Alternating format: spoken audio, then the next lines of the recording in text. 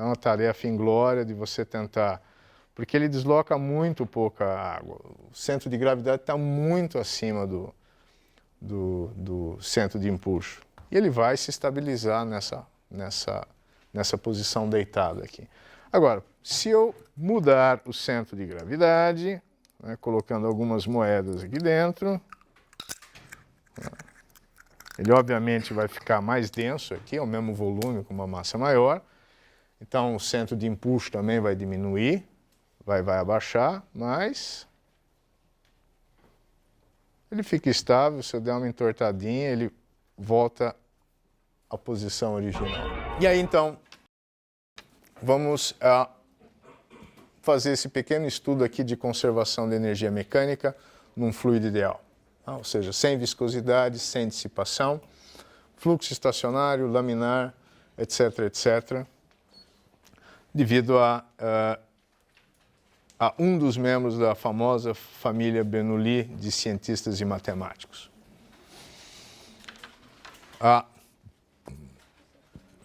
Vamos de novo pensar num tubo de escoamento com estrangulamento e depois ele abre novamente. E nós vimos aí que, pela equação da continuidade, a velocidade aqui em B tem que ser maior, correto? Eu tenho esse escoamento do fluido, eu tenho conservação de massa, então aqui em B a velocidade é maior do que em A, do que em C. Bom, se a velocidade aqui é maior do que aqui, significa que eu tenho um aumento de velocidade. E aqui, de novo, eu tenho uma diminuição de velocidade, ou seja, eu tenho variação de velocidade. Ou seja, eu tenho que ter uma força resultante diferente de zero. Traduzindo isso em linguagem de líquidos, a pressão em B é menor do que a pressão em A e em C. Tá ok? Então, se eu tenho uma variação de velocidade aí por causa do diâmetro do tubo do escoamento, eu vou ter uma variação de pressão. E aí eu vou pegar uma situação mais geral, em que além de variar o calibre do meu tubo de escoamento, eu também vario a altura de um pedaço dele em relação ao outro. E agora, vou pensar no trabalho realizado para mover esse fluido. Então, o fluido aqui embaixo está se deslocando com uma velocidade V1, então ele percorre uma certa distância V1 dt, enquanto que aqui em cima, ele com uma velocidade V2 percorre uma distância V2 dt. O trabalho aqui embaixo é força vezes deslocamento. Então, é a pressão aqui sobre o fluido P1, a área do tubo de escoamento vezes esse deslocamento. E o trabalho aqui em cima contra esse deslocamento do fluido é a força sobre o fluido aqui, que é a pressão P2 vezes a área, vezes esse deslocamento V2 dt. Ok? Bom, então, trabalho total é a soma desses dois trabalhos. Veja só, A1 vezes V1 é a vazão e ela é constante, correto? Então eu posso substituir A1 V1 e A2 V2 por um V vezes A. Esse produto é constante ao longo de todo o tubo. Muito bem. Pelo teorema trabalho e energia cinética, a variação de energia potencial é mg, a massa, vezes a diferença de altura, eu posso escrever desta forma aqui. Isso aqui é a massa e essa aqui é a diferença de altura entre o tubo aqui embaixo e sobe no outro ponto aqui em cima. Ok? E a variação da energia cinética é, de novo, o meio, a massa, vezes a diferença dos quadrados das velocidades. E o trabalho total é igual à soma dessas duas variações. Ok? E se eu somo, então, essas duas aqui expressões, e comparo com essa aqui, observa que esse VA dt comum aos três termos desaparece Então, eu tenho que a diferença de pressão é igual a 1/2 ρ, essa diferença dos quadrados da velocidade, e este termo aqui que depende da altura. Okay? Se eu redistribuir os termos índice, subíndice 1, subíndice 2, um para cada lado, né, eu vou ver que pressão em 1, mais o termo que depende da velocidade no ponto 1, mais o termo que depende da altura no ponto 1 é igual aos termos equivalentes no ponto 2, ou seja, nós temos que a pressão mais 1/2 vezes a densidade do líquido, a velocidade dele, mais a densidade vezes G vezes a altura dele, isso aqui é uma constante ao longo de uma linha de fluxo. Lembrem-se que é um fluido ideal esse. Por curiosidade, às vezes este termo pressão mais ρGH é chamado de pressão estática, e esse termo que depende da velocidade é chamado de pressão dinâmica. Ok?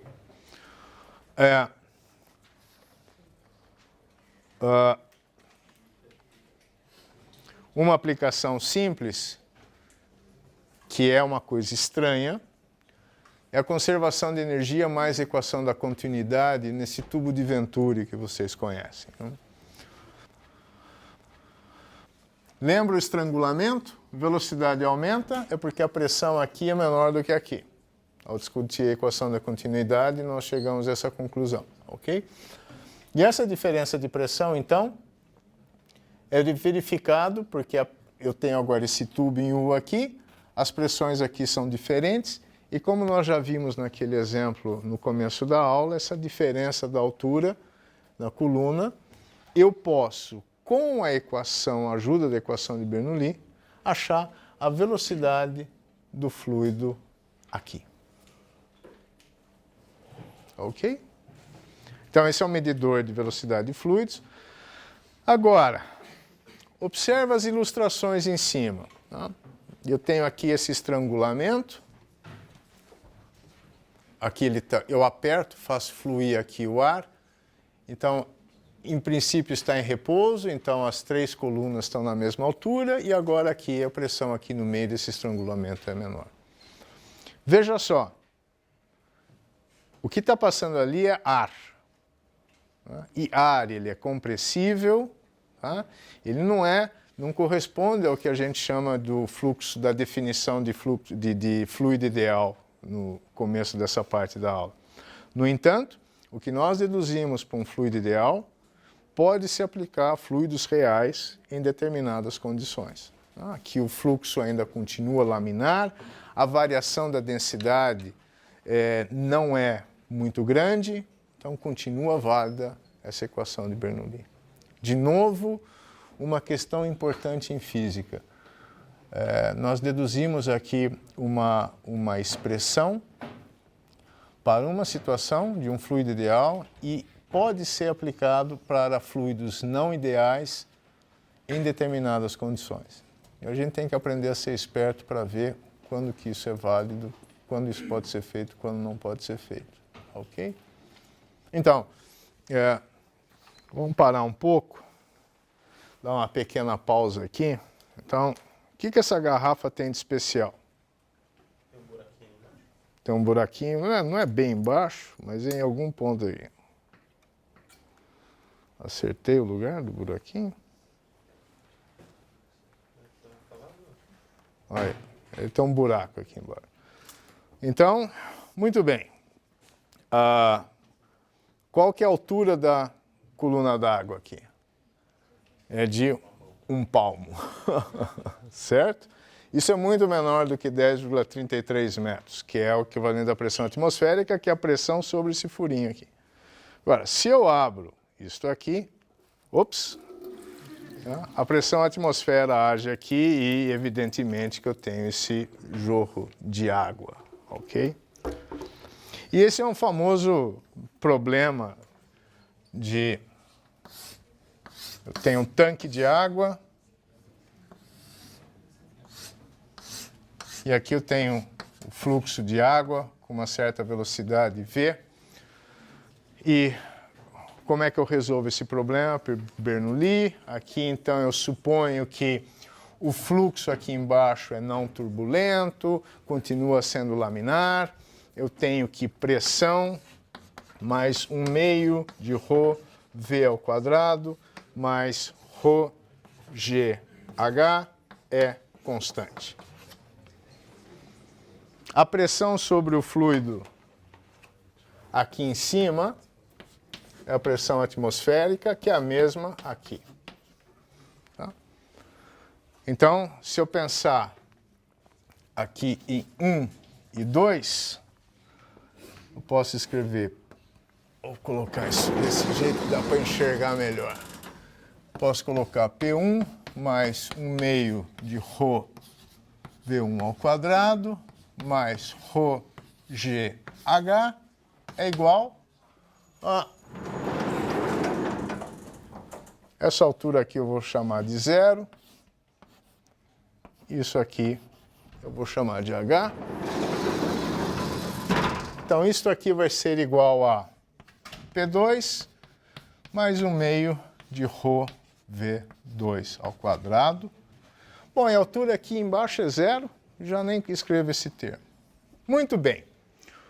Como a pressão sobre o fluido lá em cima e cá embaixo é a pressão atmosférica, posso cortar isso aqui. E observe o seguinte, né? Que se eu abrir isso aqui de novo, dá para ver que a velocidade do fluido aqui é muito maior do que a velocidade do fluido aqui em cima, correto? Então, eu simplesmente digo que a velocidade, aproximo que esta velocidade aqui, V1, do fluido se deslocando lá em cima, eu posso desprezar, é 0.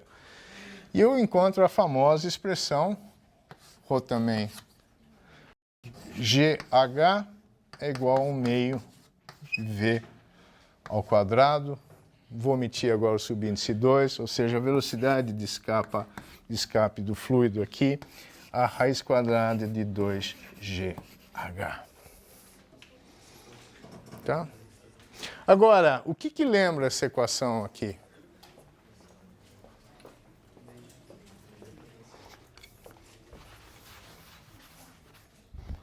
Então, eu vou colocar assim de novo. V ao quadrado igual a 2GH.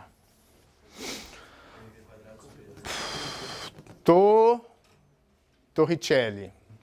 Essa famosa equação de Torricelli, né? Que é a velocidade ao quadrado final menos a velocidade inicial ao quadrado é igual a 2 vezes a aceleração, que no caso é g, vezes a distância percorrida.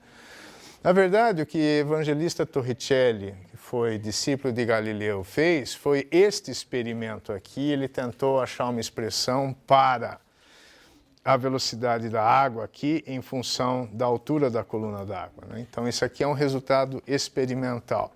E o que nós usamos em cinemática, e que é uma expressão que cai, às vezes dá impressão em 11 de cada 10 questões do vestibular de física, né, equação de Torricelli, vem desses experimentos de Torricelli com fluidos, ok? E é o que explica um vaporizador, né? Quando eu aumento, faço o ar se mover rapidamente sobre esse tubo aqui, a pressão aqui é muito menor que a atmosférica, então sobe essa coluna do líquido e esse líquido é disperso daí em gotículas pelo vaporizador. Agora,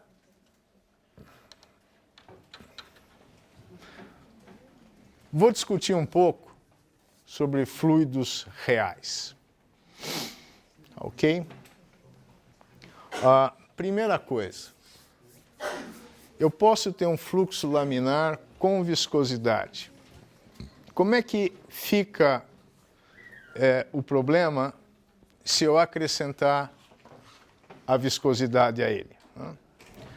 Então, eu tenho aqui um fluido entre duas placas, tá? E eu faço o seguinte, a superior se move e a inferior está parada. Então, existe um gradiente de velocidade no fluido. O fluido acompanha o movimento da placa aqui que se move, mas depois essa velocidade vai diminuindo, vai diminuindo, vai diminuindo. O fluido originalmente estava em repouso. Okay? E eu posso escrever uma lei de Newton da viscosidade. Né? Quer dizer, esta força com que eu puxo aqui a placa, né? Ela vai depender da velocidade dela, né? Dessa distância aqui à outra placa e a área dela. Né? O coeficiente de viscosidade aqui, bom, ele é em unidades de Newton segundo por metro quadrado, tem esse nome depois, isso aqui não é importante agora. O que eu quero chamar a atenção é que se eu tenho um objeto em movimento num fluido, a camada do fluido muito próxima a esse objeto acompanha esse movimento do objeto. Ok? Então essa é uma razão pela qual que explica o famoso mistério do ventilador empoeirado. Não sei se vocês já repararam que se você não limpar as pás de um ventilador, elas ficam cheias de poeira. E aí vocês nunca se perguntaram, pô, mas eu ligo o ventilador só para aquele ar, ele fica empoeirado, como é que é possível isso? Porque o ar próximo às pás do ventilador acompanha o movimento dele. Então, não tira o pó dali. Efeitos em bolas, né, também tem são devidos ao fato de que a camada de fluido próxima do objeto em movimento vai junto com esse objeto. Tá? E as camadas mais distantes são arrastadas também por causa dessa viscosidade, mas chega a uma distância, essa velocidade, o fluido já não é mais alterado o seu estado de movimento por causa da presença do objeto. Tá, ok? Então, em particular, se nós pensarmos em tubos de escoamento, tem essa lei aqui, que é um fluido viscoso num tubo de escoamento. Ok? Então aqui é o contrário, as paredes do tubo estão paradas e o fluido flui, escoa, então a velocidade vai ser máxima aqui no centro, ela vai diminuindo à medida que atravessa, chega à parede. Ok? E para um tubo cilíndrico existe um perfil de velocidade que se existe viscosidade, é o equivalente a uma força de atrito. Então eu tenho que ter uma força não nula para manter o movimento, para manter a vazão. Então eu tenho que ter uma diferença de pressão entre os dois pontos no tubo de escoamento. E esse perfil de velocidade, ele tem esta forma aqui, é descrita por esta expressão aqui. E a vazão de fluido é proporcional à diferença de pressão. Obviamente que quanto maior o raio, maior a vazão. Quanto maior o comprimento, para a mesma diferença de pressão, menor vai ser a vazão. E quanto maior o coeficiente de viscosidade, quanto mais viscoso for o fluido, também menor a vazão. Então, é algo consistente com a nossa intuição, essa expressão aí. Uma aplicação importante é ver o que está acontecendo aqui. De novo, eu tenho minha torre de água aqui. Só que eu tenho um tubo de escoamento e eu tenho aqui colunas saindo para eu ver qual que é a pressão em cada um desses pontos aí. Então, observe, a primeira coisa importante é onde eu tenho estrangulamento, eu tenho uma diminuição muito grande da pressão. Isso nós já vimos para o tubo de Venturi. Mas, se nós compararmos esta situação com esta aqui, onde a velocidade de escoamento para um fluido ideal deveria ser a mesma, né, porque o diâmetro é o mesmo, nós temos uma queda da pressão aqui. Por quê? Porque isso é um tubo real, é um fluido real, com viscosidade. Então, se eu não tiver essa diferença de pressão aqui, eu não tenho esse escoamento do fluido.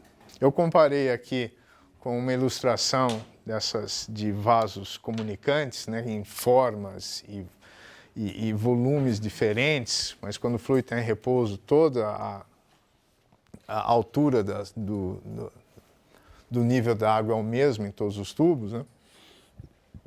Se eu agora omitisse essa segunda parte aqui e essa altura fosse caindo, é porque eu teria o fluido escoando aí e não o fluido em repouso.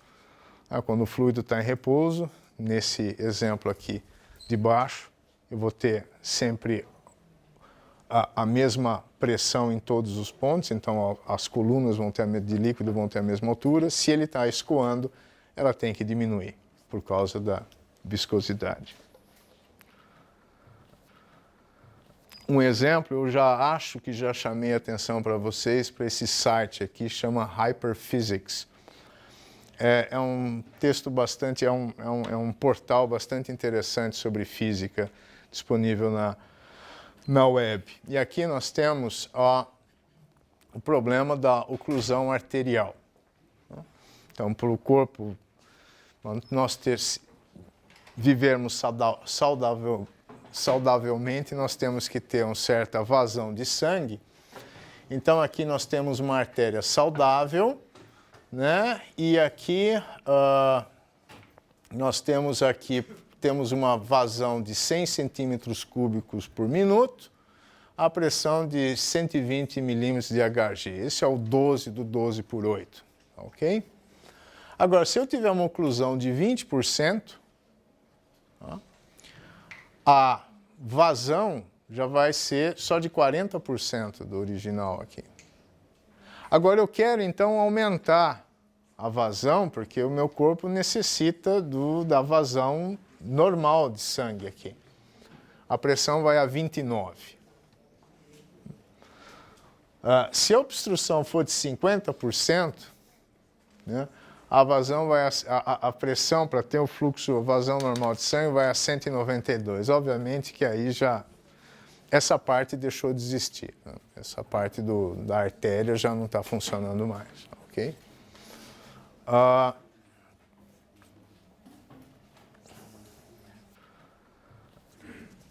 Então, cuidado, né? Às vezes eu tenho pressão alta, me lembro desse slide aí, eu fico traumatizado, né? Vou pensar nessa aplicação simples aqui da equação de Bernoulli. Vocês já devem ter reparado que se vocês deixam escapar um filete d'água em uma torneira, ele vai afinando. Correto? O que acontece? Esse é um tubo de escoamento com uma parede imaginária. Esse filete de água. A pressão externa sobre a água é a mesma, é a pressão atmosférica. Então, se eu aplicar aqui a nossa equação de Bernoulli, eu posso ir pegar dois pontos aqui, aqui e aqui, esse termo P cancela. Agora, há uma diferença de altura. Se há uma diferença de altura e a pressão é a mesma, tem que ter uma diferença de velocidade. Tá? Porque 1/2 de ρv ao quadrado mais ρgh tem que ser constante. Se varia h de um ponto para outro, varia a velocidade de um ponto para outro. Ou seja, a velocidade aqui embaixo é maior. Agora, como eu tenho aí a conservação de massa, né, o que acontece? O diâmetro do escoamento tem que diminuir, porque a vazão é a mesma, a área vezes a velocidade é constante. Por isso que esse filete diminui o diâmetro dele. Agora, se vocês forem para um banheiro ou uma cozinha, olharem e tentarem reproduzir esse filete, né, vocês vão observar isto, ó, que de repente esse filete de água não vai continuar se estreitando, ele vai quebrar em gotas. Ele vai ficar uma coisa mais ou menos maluca. Não sei se vocês já repararam nisso, mas tem uma foto aqui de uma torneira onde está acontecendo. O que está acontecendo aí? Por que o fluxo é um fluido incompressível? Podemos aí considerar que não há variação de temperatura nesse problema. fluxo é laminar, estacionário. O que acontece de novo? O que acontece aqui é que com o aumento da velocidade eu entro no regime turbulento. Né? E esse é um dos grandes problemas com questões em aberto ainda de física clássica, o problema da turbulência. Okay? E para entendê-lo um pouco, nós temos que recorrer a esse cientista inglês aqui, Reynolds, do século XIX, que fez um experimento que eu já vou descrever daqui a pouco. E ele chegou a uma grandeza adimensional, que é o número de Reynolds, e é empírico isso. É a velocidade do fluido, de vazão do fluido, algum comprimento característico, por exemplo, o diâmetro do tubo de escoamento, a densidade do fluido dividido pela viscosidade. E, grosso modo, se este número de Reynolds for menor do que 2000, o fluxo é laminar. Se ele for maior do que 2000, o fluxo é turbulento. Aí, se vocês forem no Google e colocar lá turbulência, vocês vão encontrar, se for maior ou menor que 2.500, maior ou menor que 10.000, 5.000, existem variações. Mas é interessante que o que aconteceu aqui é que para a densidade, a viscosidade da água, no caso, quando da torneira, a velocidade vai aumentando, o número de Reynolds aqui é menor do que aqui, e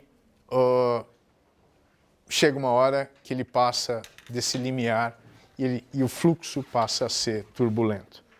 Experiência que o Reynolds fez, que está ilustrada aqui nessa gravura aqui, nessa reprodução aqui, é exatamente, eu tenho aqui um tubo com um certo diâmetro D, o gás aqui, o fluido, uma viscosidade, tal, e está com uma certa velocidade V. E aí ele solta uma fumacinha, né, para tentar enxergar como é que o fluido está fluindo. Ele visualiza esse fluxo aqui. Né?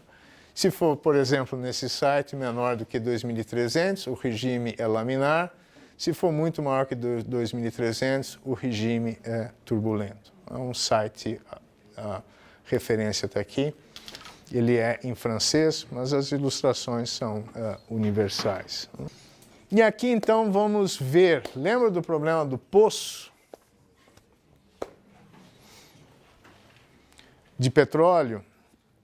Em que tudo bem, eu posso até achar lá um material mais denso do que a água, que se eu entupir ou preencher o poço com aquilo, vai estabilizar a pressão sobre o petróleo, fecho o vazamento, ok? O problema é, como disse uma vez Garrincha, na Copa de 62, né, quando o técnico pediu para ele fazer isso e aquilo em campo, num jogo contra a Rússia, aí Garrincha perguntou, mas nós já combinamos com os russos para fazer tudo isso aí? Então essa expressão, né, precisa combinar com os russos, vem daí. Você tem que combinar com os russos aqui também, porque, bom, tem o fluido jorrando para cima, né? Como é que você vai despejar uma coisa para baixo?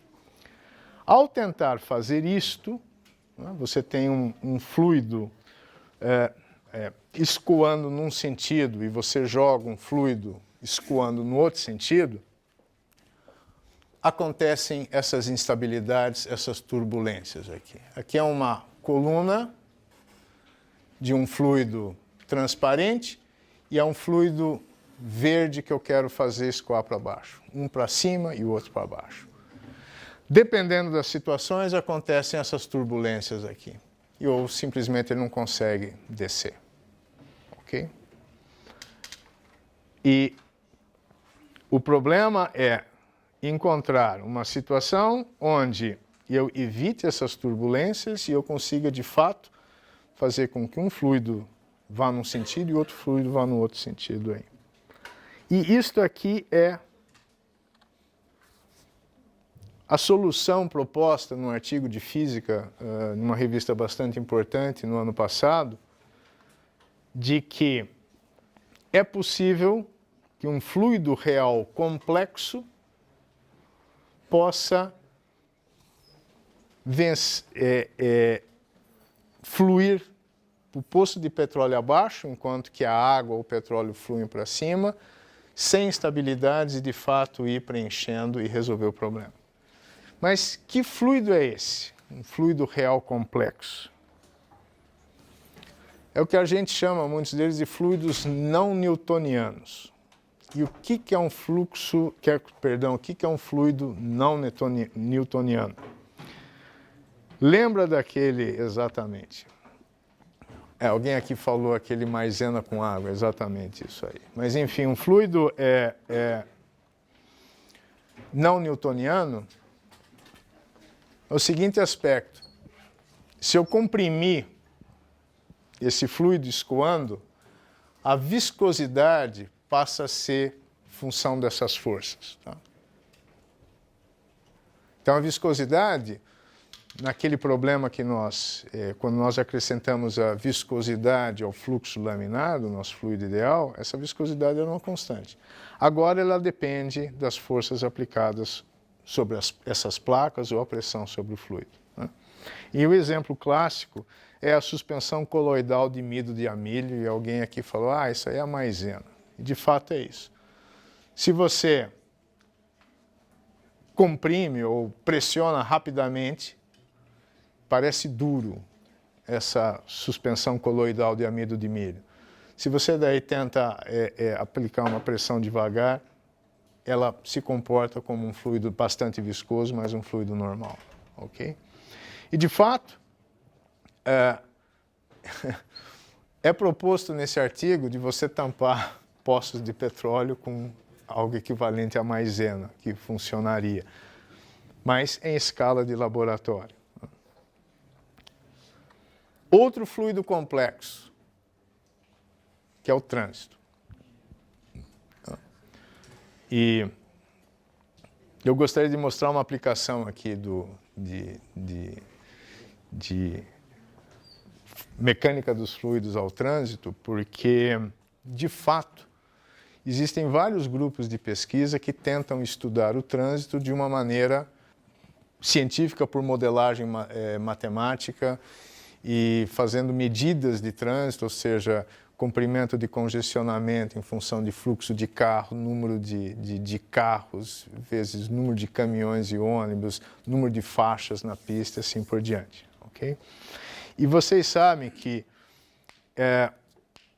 o fluido ideal ele é incompressível, a temperatura é constante, o fluxo é estacionário, o fluxo é laminar e não turbulento, o fluxo é irrotacional, portanto não há vórtice, não existe viscosidade.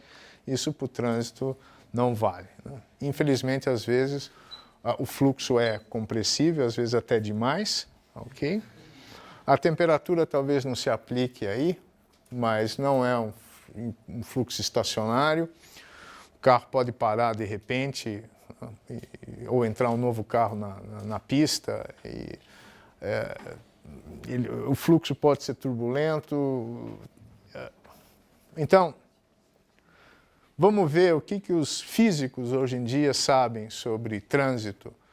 E aqui eu entro no site, num simulador do professor Treiber, da Universidade Técnica de Dresden, na Alemanha, e que há uma aplicação legal, porque nós podemos simular o trânsito.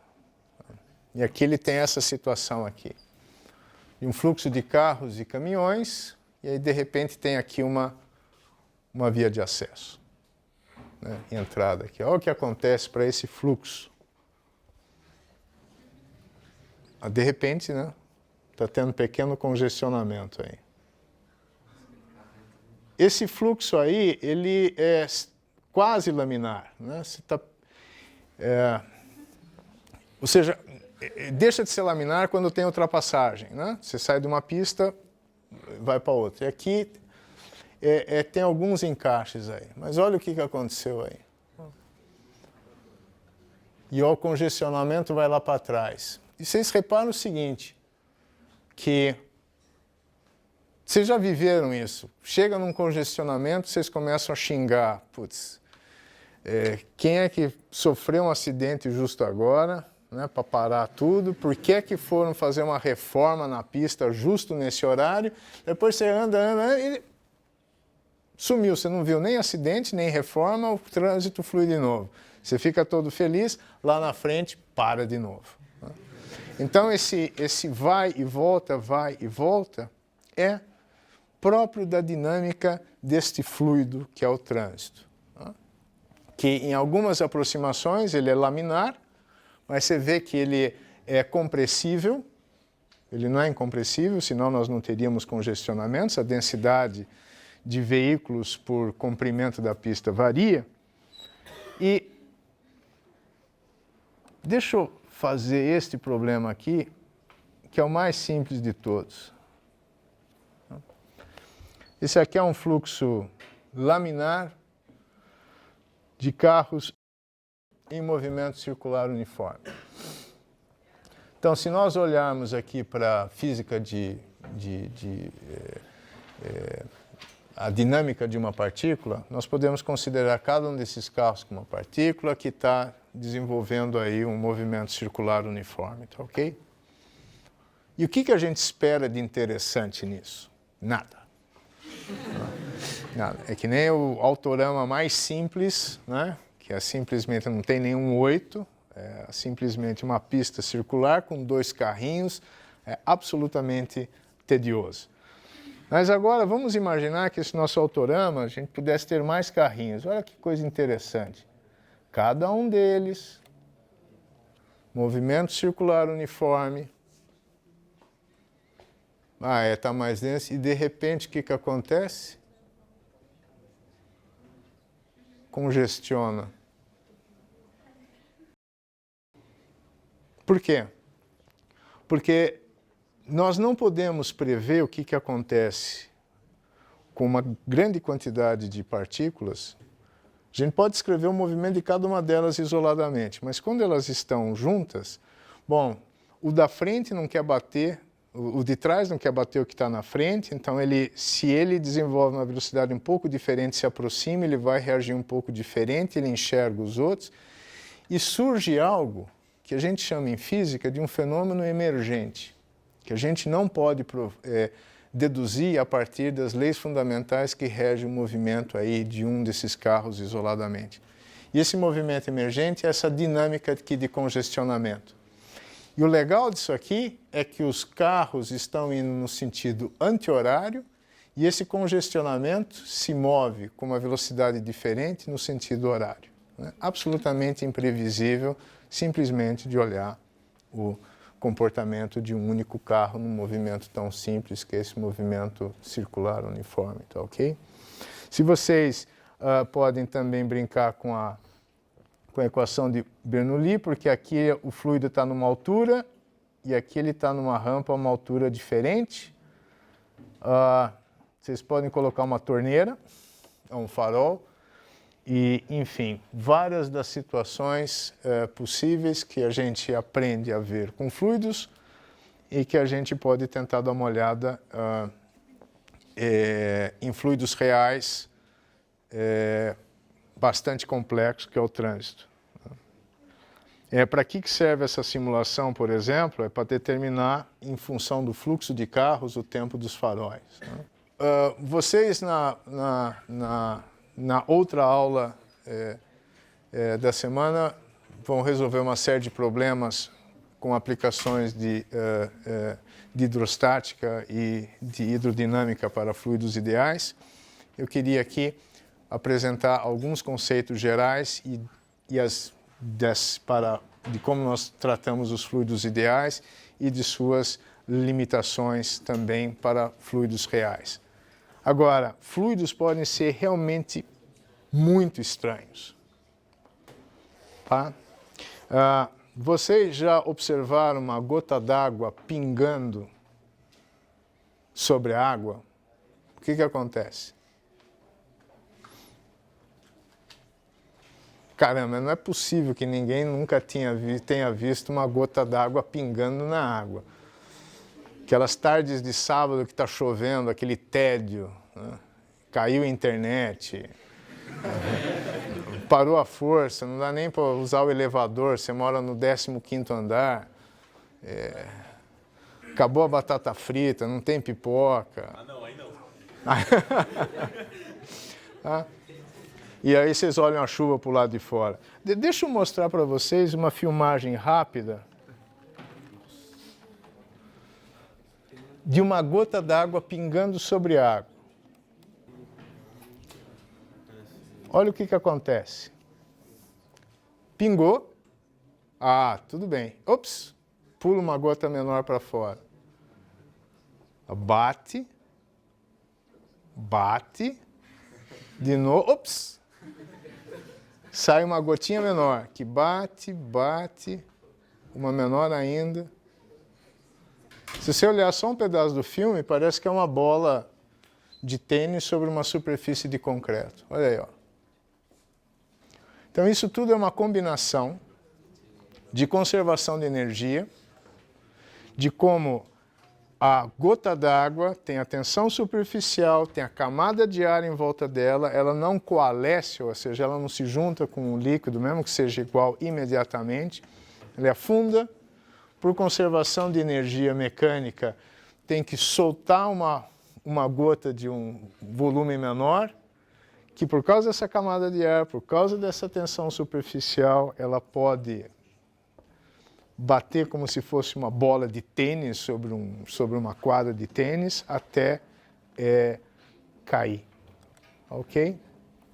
E se essas gotas, aquela gota pingava rápido, se as gotas pingarem rápido, como gota de chuva que cai de uma baita altura, o que acontece, às vezes, é mais maluco ainda. Isso é um resultado aqui de um estudo que saiu numa revista técnico-científica em junho desse ano. E o que acontece é, quando esta gota bate sobre a superfície do mesmo líquido, é desenvolvido aqui, não sei se vocês podem observar, umas linhas de fluxo absolutamente tortuosas, ou seja, entra em jogo a turbulência. E o que sai são microgotas de água aqui na ponta disso aqui. Também é um artigo teórico, experimental, a experiência é feita por fotografia ultra rápida. Vocês estão vendo aqui essa lâmina de água que sai e as gotinhas que se desprendem quando essa gotona cai sobre a superfície. Para que serve isso? Para que serve estudar isso? Melhorar a impressora de jato de tinta, onde você está jogando gotas com uma velocidade razoável sobre uma superfície já coberta com aquele mesmo fluido que não secou ainda.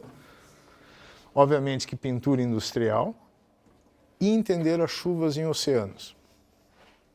Porque essas microgotas que escapam aqui, elas podem ser levadas pelo vento para cima, e como elas são salgadas, elas servem como nucleação de chuva.